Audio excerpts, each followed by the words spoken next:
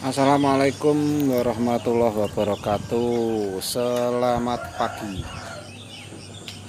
pagi dulur-dulurku, konco-konco kabeh dimanapun Anda berada.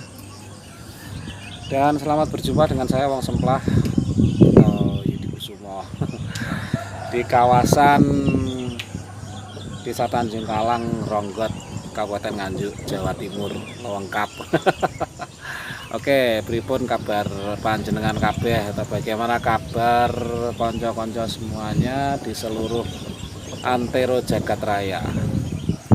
Oke, tentu kita atau kami atau saya secara pribadi berharap semua itu dalam keadaan baik dan semoga Allah selalu memberikan berkahnya kepada kita semua dalam kebaikan. Oke, dulur kabeh dan konco-konco kabeh ya.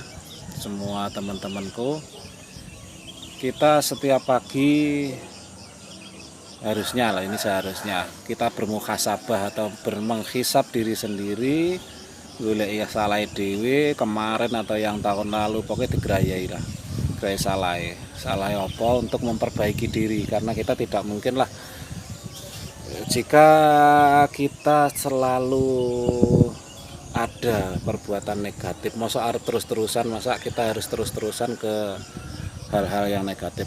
Pasti tidaklah kita ingin berubah ke hal yang lebih baik. Jadi dari situ kita harus satu persatu, sedikit demi sedikit memperbaiki diri, merubah diri sendiri untuk lebih baik dan lebih baik lagi, lebih dewasa dan lebih dewasa lagi. Baik dulur, saya ya, terutama saya ingin menghisap saya sendiri atau diri saya sendiri, mencari kejelekan saya sendiri. Ini terutama kalau saya ini sering membaca dan juga sering mendengar nasihat-nasihat, beberapa nasihat yang saya itu kadang ya di dalam diri ini kok ada rasa ternyuh, ada rasa kepingin merubah dengan hal-hal seperti itu. Contohnya saya pernah membaca dan mendengar dari nasihat bijak itu, jika nasihat diberikan itu ada dua reaksi. Reaksi pertama dari orang yang kasarnya orang yang berpikir atau orang yang pandai atau orang pintar, itu rata-rata dengan nasihat itu pasti akan merenung, memikirkan nasihat tersebut.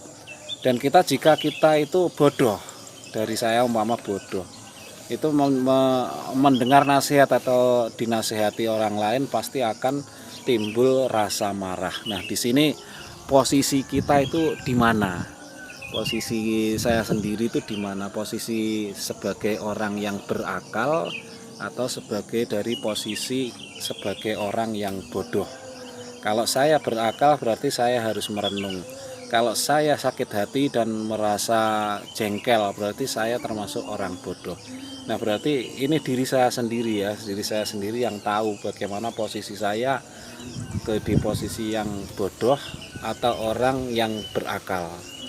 Tentu kita harus menghisap ini, meneliti diri sendiri, saya ini termasuk orang yang mana. Semoga saya juga termasuk orang yang berakal, walaupun kadang-kadang saya mendengar nasihat dari orang lain itu ada teredek. Nah, di hati itu ada sakit hati, ada kepingin rasa marah. Nah, disitulah kita sebetulnya jatuh dalam kebodohan ya, Kenapa? Kita itu sebetulnya punya penyakit di dalam hati kita. Kita tidak mau dinasehati, tidak mau mendengar nasihat dari orang lain, berarti kita itu masuk dalam orang yang bodoh dan jatuh dalam kebodohan yang sebodoh-bodohnya. Karena apa? Kita masih merasa sebagai orang yang paling pintar, merasa orang yang paling suci, dan merasa orang yang pokoknya paling pintar, paling apik. Nah, kenapa kita jatuh dalam kebodohan? Karena kita tidak mau mendengar nasihat dari orang lain, tidak mau mendengarkan orang lain.